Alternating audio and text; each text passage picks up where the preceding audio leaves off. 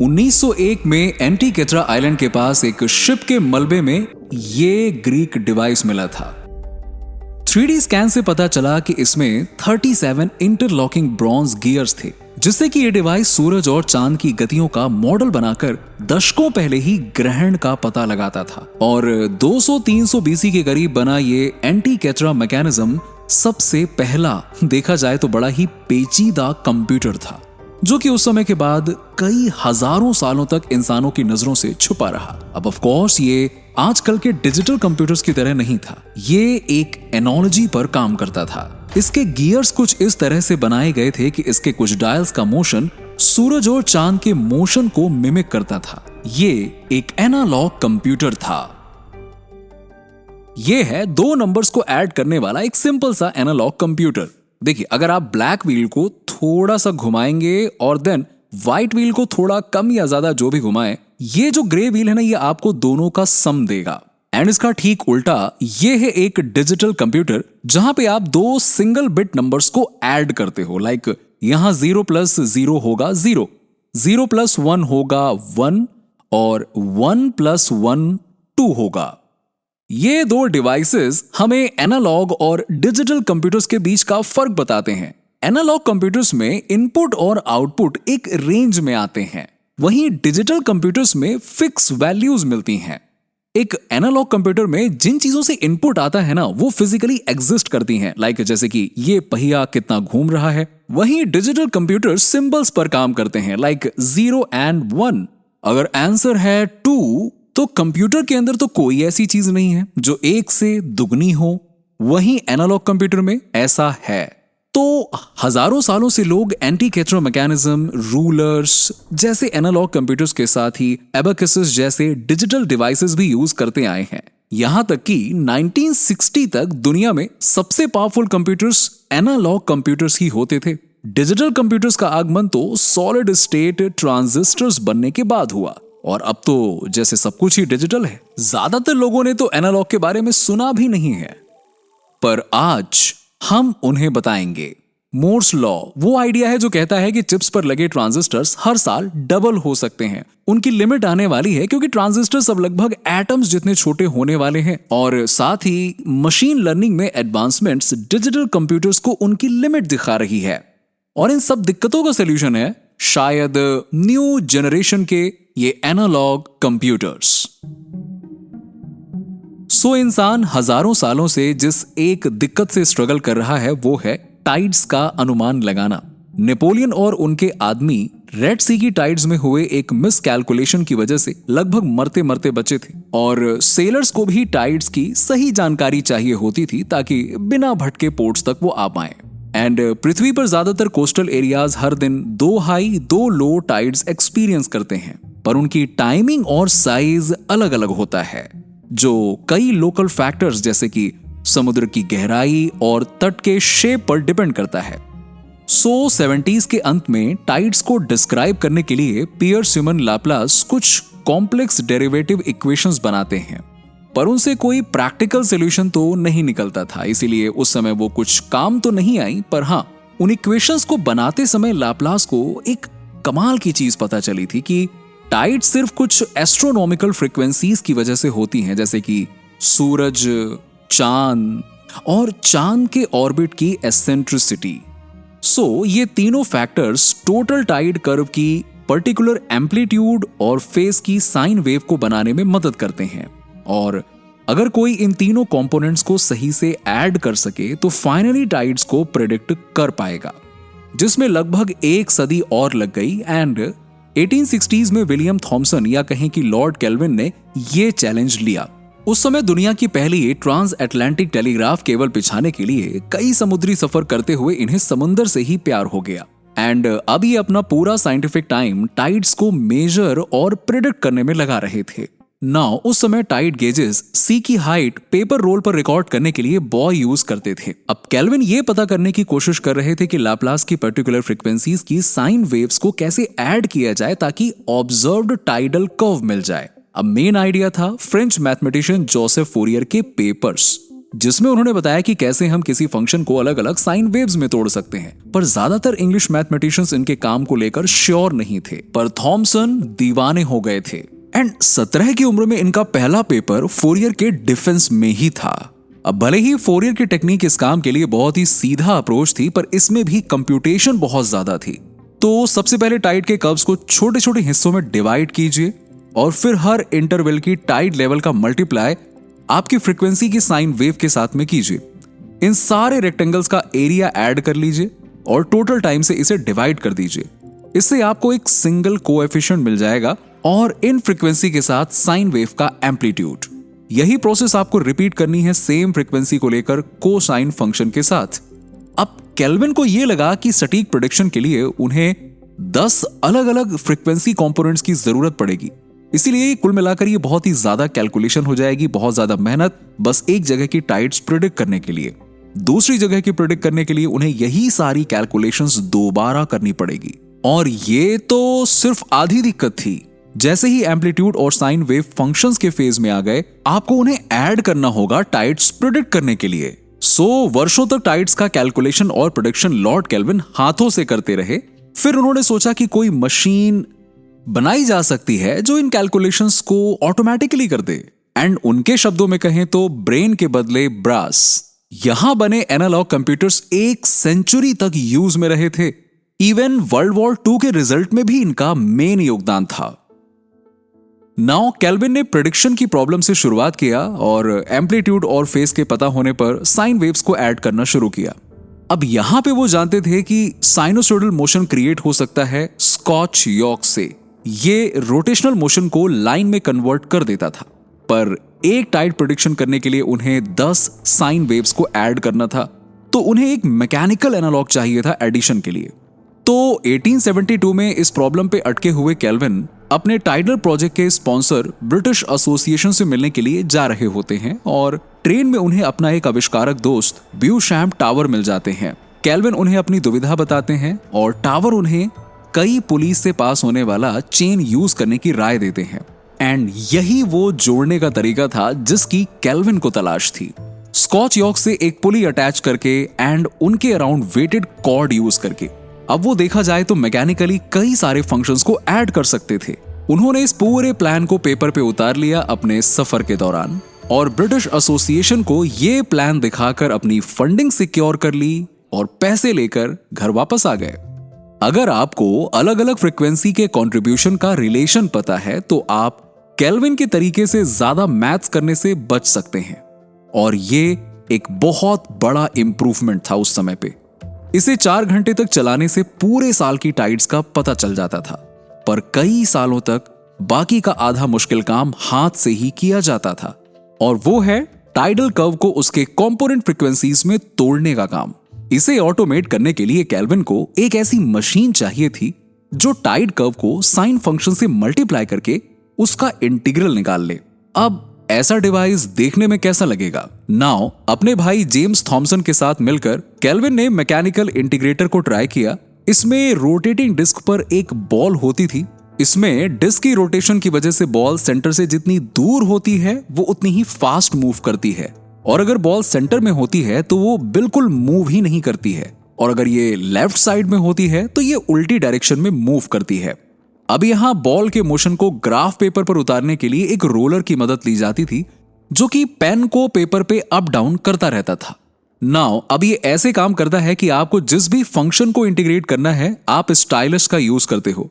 Stylus जो है वो डिस्क पर बॉल की पोजीशन और स्पीड को कंट्रोल करता है, जो रोलर के थ्रू ट्रांसफर कर दी जाती है आउटपुट जनरेट करने के लिए, एंड पेपर पे आपको एक फंक्शन का इंटीग्रल मिल जाता है। अब एक टाइड कर्व को तोड़ने के लिए हमें उसके फंक्शन का इंटीग्रल निकालने से पहले उसे एक पर्टिकुलर फ्रीक्वेंसी वाली साइन वेव से मल्टीप्लाई भी करना होता है, एंड इसके लिए डिस्क को हमें उस फ्रीक्वेंसी पर बैक एंड फोर्थ मूवमेंट में रोटेट करना होगा। अब बॉल की रोटेशन सिर्फ इस बात पे डिपेंड नहीं करेगी कि वो डिस्क में कहां पे है, बल्कि इस पे भी डिपेंड करेगी कि उस पर्टिकुलर मोमेंट में डिस्क की रोटेशन कैसी है।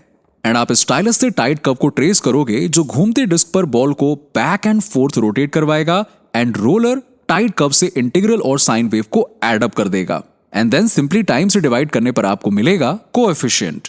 ऐसे कई बॉल और डिस्क के कॉम्बिनेशंस को पैरेलल में जोड़ा जा सकता है, जहां हर डिस्क अलग फ्रीक्वेंसी से ऑसिलेट करके मल्टीपल फ्रीक्वेंसी कंपोनेंट्स के कोफिशिएंट को कैलकुलेट कर रही होगी सेम टाइम पे। सो केल्विन के एनालॉग कंप्यूटर्स ने टाइड प्रेडिक्शन को रेवोल्यूशनाइज कर दिया था। दुनिया के किसी भी कोने से टाइड कर्व्स को लेकर एक बॉल और डिस्क हार्मोनिक एनालाइजर की मदद से साइनसॉइडल कोफिशिएंट्स निकाले जा सकते थे। फिर उन साइनसॉइडल कोफिशिएंट से फर्दर टाइड्स प्रेडिक्ट किए जा सकते थे केल्विन की स्कॉट-चियोक पुली मशीन के जरिए। तो केल्विन के हार्मोनिक एनालाइजर्स आगे बनने वाले लैंडमार्क एनालॉग कंप्यूटर्स मतलब कि डिफरेंशियल एनालाइजर्स की नींव थे, और उनकी टाइड प्रेडिक्ट करने वाली मशीन 1960s तक यूज हुई थी। इनफैक्ट उनमें 26 कंपोनेंट्स और जोड़कर उन्हें अलाइड फोर्सेस पर हमला करने के लिए प्लान में यूज किया गया था डी-डे पर।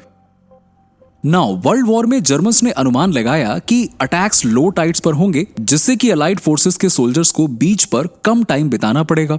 इसीलिए उन्होंने बीच पर बहुत सारे ऑब्स्टेकल्स और माइंस लगा दिए जो कि मिड टाइड में नहीं दिखते। पर अलाइज को ऑब्स्टेकल्स दिख गए और इससे उन्होंने रास्ता बदल लिया और फिर उन्होंने लो टाइड्स पर अटैक शुरू कर दिया।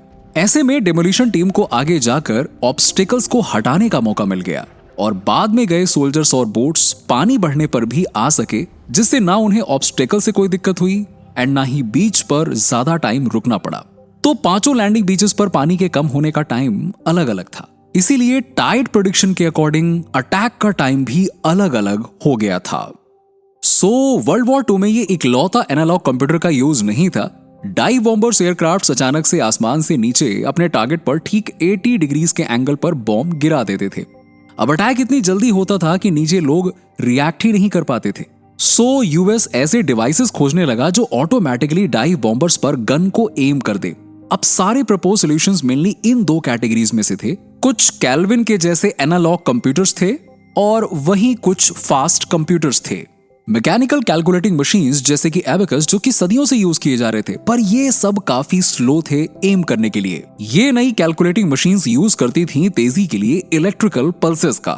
कमिटी ने डिवाइसेस को उसमें यूज्ड पल्सेस के अकॉर्डिंग रखने का सोचा, पर जॉर्ज स्टिबिट्स ने इससे भी एक कॉमन टर्म सुझाया, डिजिटल, क्योंकि ये मशीन खुद काम करती थी नंबर्स पर या डिजिट्स पर। और यहीं से एक नए टर्म का जन्म हुआ, डिजिटल कंप्यूटर। पर डिजिटल के आने में अभी टाइम था, क्योंकि सारे प्रपोजल्स में से डेविड पार्किंसन द्वारा बनाई गई एनालॉग मशीन जीती थी। पार्किंसन बेल लैब्स न्यूयॉर्क में ऑटोमेटिक लेवल रिकॉर्डर नाम के एक डिवाइस पर काम कर रहे थे जो कि टेलीफोनिक डेटा को चार्ट कर सके। ये डिवाइस पेन के मोशन को कंट्रोल करने के लिए एक वेरिएबल रजिस्टर पोटेंशियोमीटर का यूज कर रहा था। अब एक रात अलाइड फोर्सेस द्वारा डंकर्क के इवैक्यूएशन की खौफनाक न्यूज सुनकर पार्किंसन को एक सपना आया कि वो फ्रंट लाइन पर लड़ रहे थे। मैंने खुद को एक गन पिट में पाया, एक एंटी एयरक्राफ्ट गन क्रू के साथ। वहां एक गन बहुत ही बढ़िया निशाना लगा रही थी। उसके हर एक निशाने में एक एयरप्लेन गिर रहा था। 3-4 शॉट्स के बाद क्रू में से एक इंसान ने मुझे देखकर स्माइल किया और मुझे अपने गन के पास आने को कहा। जब मैं अपने गन के पास गया तो मुझे ट्रनियन के उभरे हुए लेफ्ट एंड के ऊपर अपने लेवल रिकॉर्डर का कंट्रोल पोटेंशियोमीटर लगा हुआ दिखा।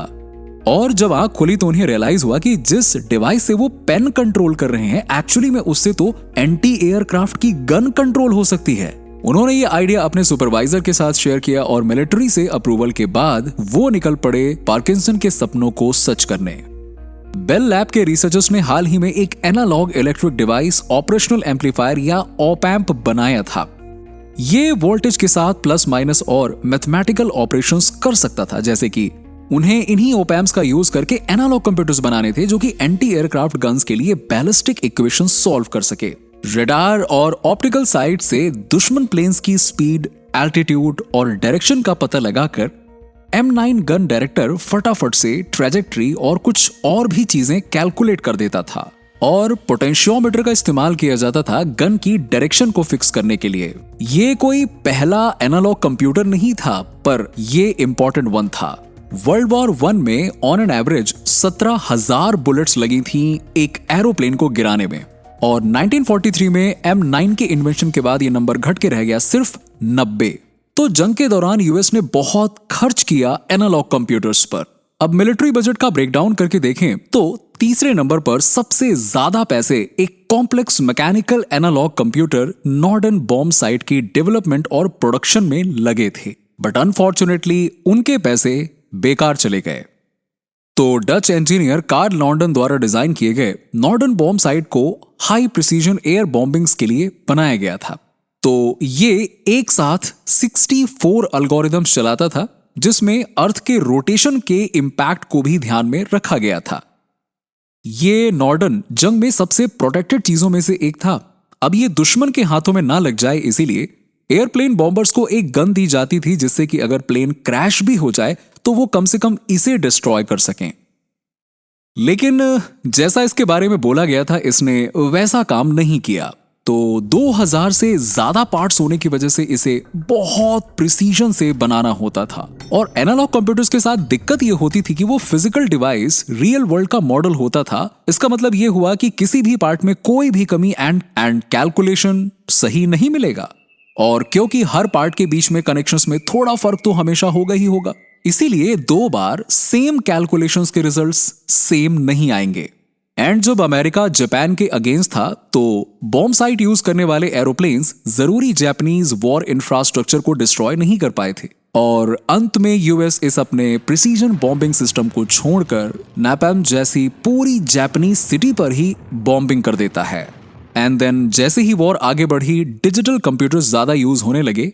ब्लैचली पार्क यूके में रखी डिजिटल और इलेक्ट्रॉनिक कोलोसस मशीन से जर्मन कोड्स तोड़े गए थे। यूएसए में भी मिलिट्री एक बहुत विशाल पावरफुल डिजिटल कंप्यूटर एनियाक को बनाने में खूब पैसे झोंकती है, और इसे डिजाइन किया गया था लैंड आर्टिलरी फायरिंग टेबल्स की कैलकुलेशन फास्ट करने के लिए। और उस समय ये कंप्यूटर्स डिफरेंशियल एनालाइजर्स यूज कर रहे थे, जो कि केल्विन के एनालॉग हार्मोनिक एनालाइजर पर बेस्ड थे। वैसे एनियाक जंग तक तो पूरा नहीं बना था, पर फिर भी इसने डिजिटल कंप्यूटर्स की असली पावर दिखा दी थी, और कई लोग इसे दुनिया का पहला मॉडर्न कंप्यूटर भी मानते हैं। पर जिस चीज से डिजिटल रेवोल्यूशन आया था वो थी 1936 में क्लॉड शैनन की मास्टर्स थीसिस की एक डिस्कवरी, जिसमें उन्होंने बताया कि कोई भी numerical operation basic Boolean algebra से अचीव किया जा सकता है। तो 2 वैल्यूज ट्रू या फॉल्स, या कहें कि 0 और 1, और 3 ऑपरेशंस एंड, और, एंड, नॉट, और ये बनाती है डिजिटल कंप्यूटर्स को परफेक्ट फ्लेक्सिबल कंप्यूटिंग मशीन। वहीं इसके विपरीत एक एनालॉग कंप्यूटर सिर्फ एक प्रैक्टिकल प्रॉब्लम की नकल होती है।